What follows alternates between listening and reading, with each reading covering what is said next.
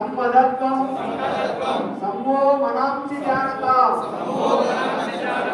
అన్న పద్ధతిలో కలిసి మెలిసి నడుస్తా హిందూ దేవాలయాలపై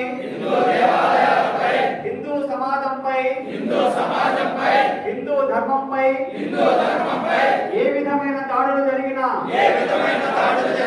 తక్షణం ప్రతిస్పందిస్తా అన్యాక్రాంతమైన ఆలయ ఆస్తులను ఆయా ఆలయాలకే తిరిగి చెందించడానికి తగిన రీతిలో పోరాడి ఆలయాలను రక్షించుకుంటా హిందూ దేవాలయాలతో నిరంతర సంపర్కము కలిగి హిందూ దేవాలయాల్లో జరిగే అన్ని కార్యక్రమాలలో భక్తి శ్రద్ధలతో పాల్గొంటాము.